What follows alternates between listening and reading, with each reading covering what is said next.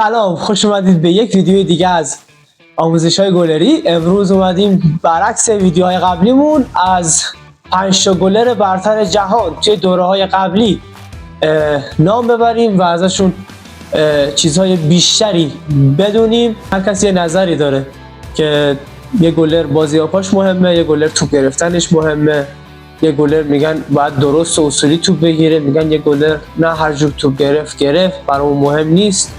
این سبک و سلیقه یک مربیه که تعیین میکنه چه گلری بهتره براش و بیشتر به کارش میاد. پس بریم تو کارش.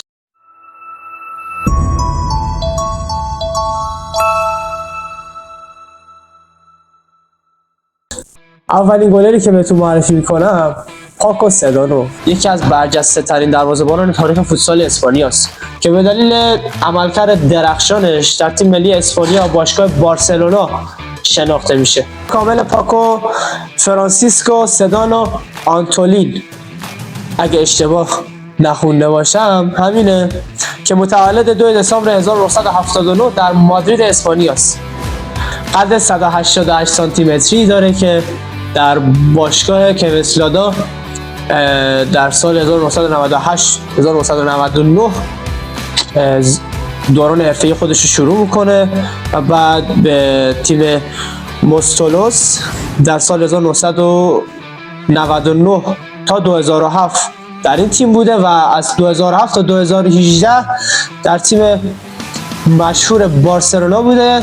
افتخاراتش هم میتونیم اشاره کنیم به اینکه در رده کشوری، در رده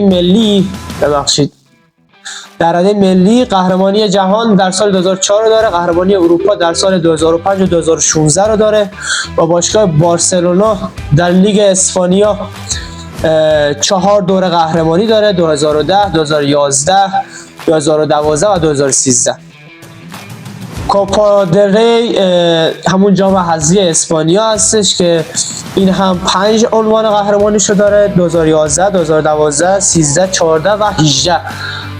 5 عنوان قهرمانی کوپا دل ری هست و کوپا د اسپانیا 3 قهرمانی داره: 2011 2012 و 2013. سوپرکاپ اسپانیا هم یک بار تونسته قهرمانیشو به دست بیاره، سال 2013. کوپای یوفا 2014 و 2012 به دست آورده.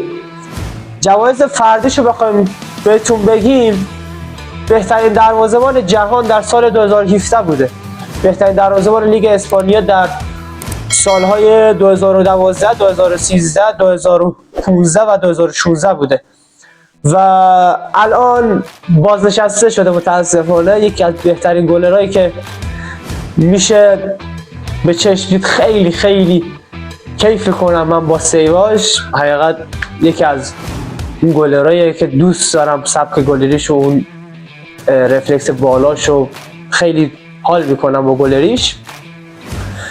الان پس از بازنشستگیش هم در جوان 2018 که بازنشسته شد به عنوان دبیر کمیته ملی فوتسال فدراسیون فوتبال اسپانیا منصوب شد و همچنین به عنوان مربی دروازه‌بان‌ها و مدرس تربیت بدنی فعالیت میکنه.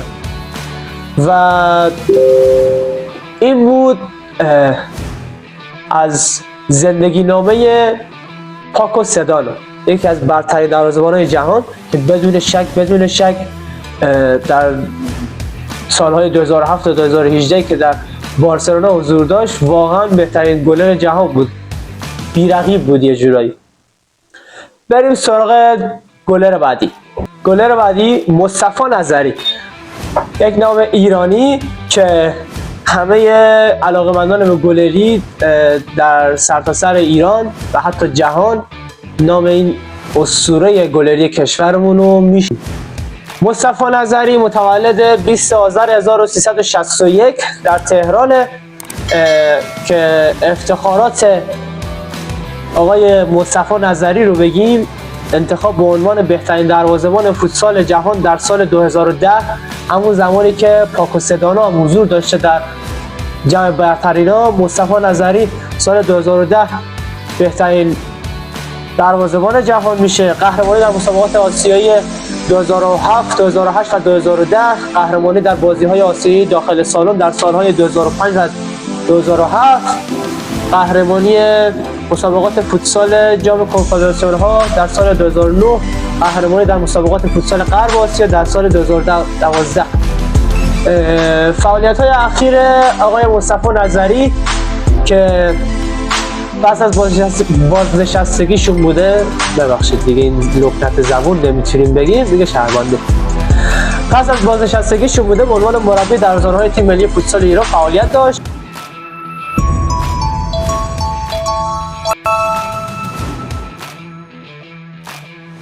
گلر بعدیمون لوان مولر باربوزا که در اصل برزیلی هستن و تابعیت ارمنستان رو گرفتن، برای تیم ملی ارمنستان بازی کردن. آقای لوان در تاریخ 17 مارس 1993 به دنیا آمده، متولد سائو پائولو برزیل، همونجور که گفتم برزیل اصله.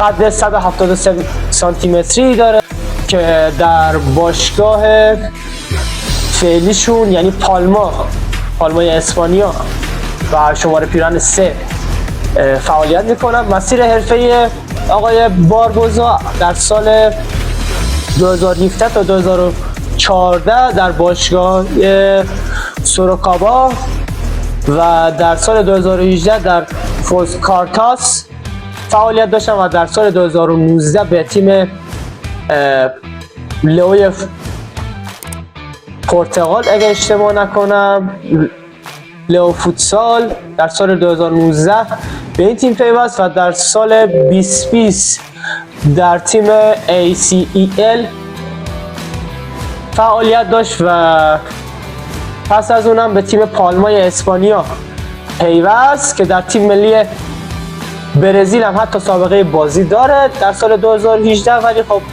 به خاطر اینکه تعداد گلرهای برزیلی در فوتسال جهان زیاده و رقابت سنگین اونجا، تابعیت ارمنستانی میگیره و برای تیم ملی ارمنستان بازی میکنه.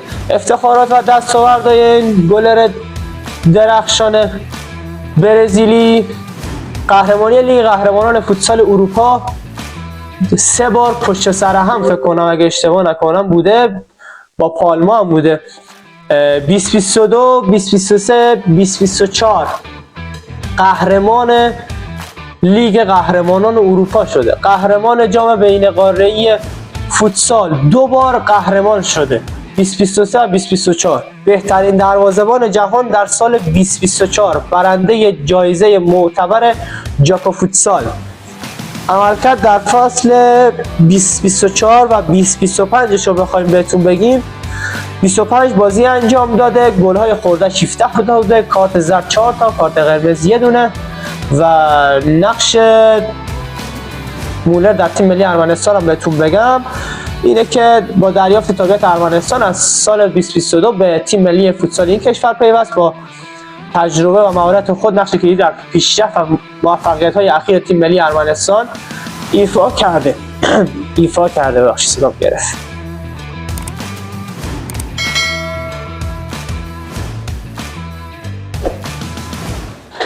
بریم سراغ گلر بعدیمون، گلری که به شخصه خیلی دوستش دارم و به خاطر بازی با پای خاصش و اون حرکات انفجاری و هجومی کردن تیمش به شخصه خیلی دوستش دارم و سبک گلریشو خیلی میپسندم. حالا نظرتونم بگید درباره این سبک گلری، چون خیلی خطرناکه، یه شمشیر دولبه است، یا گل میتونی بزنی یا خیلی گل میخوری. اینجور سبک گلری آقای لئو هیگویتا، دروازه‌بان باز هم برزیل است که این دفعه این برزیلی تابعیت تیم ملی قزاقستان رو گرفته. لئو هیگویتا متولد 6 ژوئن 1986 در ریو دو ژانیروی برزیل است. قد 108 سانتی متری، باشگاه فعلیش کایرات آلماتی هست. در تیم ملی قزاقستان از سال 2013 فعالیت میکنه.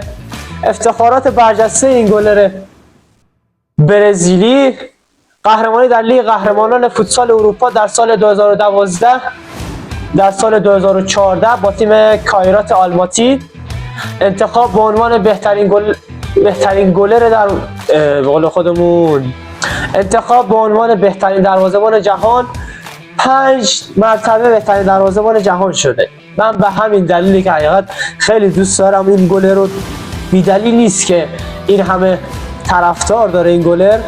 در سال 2015 2016 2018 2019 و 2020 به عبارتی میشه گفت 5 سال متوالی غیر از 2017 که پاکو سدانو بود بقیه سالا رو بهترین گلر جهان شده.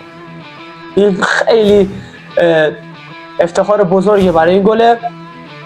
مدال برنز جام ملت‌های فوتسال اروپا در سال 2016 با تیم ملی قزاقستان عملکرد درخشان در جام جهانی 2021 نقش کلیدی داشت در صعود تیم ملی قزاقستان به نیمه نهایی و میشه گفت جلوی ایران سیو هایی داشت که ایران نتونه صعود کنه به مرحله نیمه نهایی. یکی از مانعهامون برای صعود به نیمه نهایی آقای لئو هیگویتا بودن که خیلی گلریشون اونجا به چشم اومد. سبک بازی هیگویتا که من قبلش هم بهتون گفتم، چون یک گلریه که دروازه‌بانی نوین آورده یه جورایی توی فوتسال و همه دارن روی میارن به این جور سبک، چون یک نفر اضافه میشه توی حمله به این تیم خیلی به درد میخوره. هیگویتا به عنوان دروازه‌بان بازیکن شناخته میشه، یعنی علاوه بر وظایف دروازه‌بانی در حملات تیم نیز نقش فعالی داره. با مهارت‌های در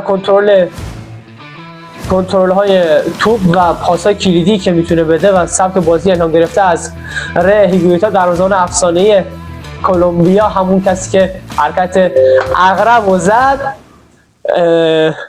به خاطر حرکت جسورانه شناخته میشه.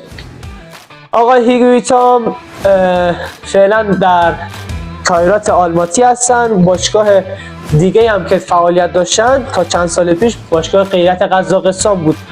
غیرت قزاقستان فکر کنم بشناسید به خاطر حضور آقای حسین طیبی که در این تیم حضور داشتن. و بریم سراغ گلر بعدیمون. باز هم همین اسم آقای گویتا از برزیل. این برزیل فکر کنم خیلی داره رو گلراش کار میکنه.